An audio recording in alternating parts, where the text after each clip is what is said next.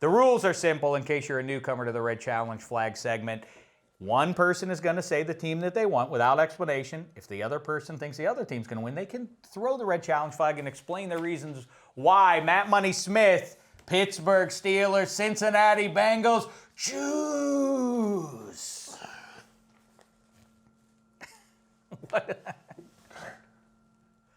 Trying to do what Football Baby does. Oh, I see. Conjure his powers. Pittsburgh. Oh, handsome Hank. Okay, well, in that case, let's get this. All right. I'm throwing There we a go. flag on that one. Heat. So I think, as well as the Steelers have been playing, I just have a feeling this is the kind of game that the Steelers lose at the end of a season when they need to get on a streak, so that it's even more exciting through the last 3 weeks. It just seems like the Steelers at this time of year will get in position to, like, you're about to make the playoffs, but then they have to lose one game to make it more exciting through the next 3 weeks when they're going to have to beat the Broncos and then keep rolling all the way through that final 3 weeks to make the AFC wildcard spot. I'll tell you this, 4,000 miles away, but talking to people with boots on the ground there, and then you hear the quotes from the players and Tomlin himself. There's something oddly cavalier about the way they're talking, as though about the high octane offense and all that. Yeah, but you guys know that you're not even in the playoffs now. Right now, if the season finished, they wouldn't be in the playoffs. I agree. It would be very sad if this team didn't make the postseason as an objective football fan because of what that offense is capable of doing.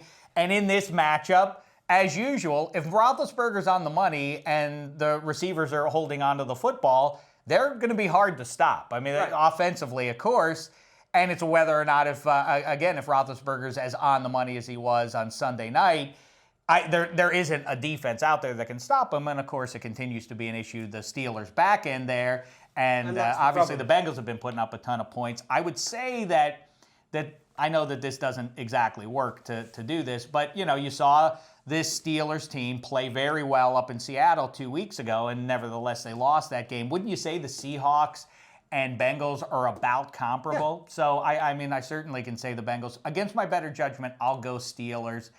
Matt Money Smith, what do you think? Just let me know the next time the Bengals win a big game that's going to be watched by the eyes of the nation.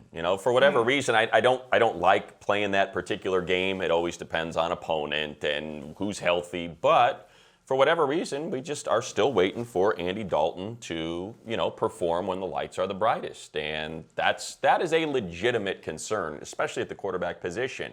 For whatever reason, if your heart rate gets a little too high and you let the moment get to you, quarterback is a position that can be affected by the stakes being higher. And I just want to see Andy Dalton do it once. Maybe this is the game. All the time. You are delusional. You can listen to the talking heads and say, oh, you don't know what you're talking about. Andy Dalton's having a great 2015. Yes, he's a human being. And not unlike more talented human beings like Peyton Manning and Clayton Kershaw. Until you do it, that question is going to be banging around in your head. Same thing as Tony Romo. The idea that Tony Romo doesn't care about what the media says. Oh, he doesn't? You don't think that they absorb that? Clearly, as J.J. Watt showed the world 3 weeks ago, you can get inside Andy's head there, and we'll see if Pittsburgh can do it. This is a favorable matchup, though, because just like nobody's doing this as much with the 2015 Bengals as they were with the 2014 Cowboys, but that offensive line is the best in the NFL, and they're going to keep Dalton clean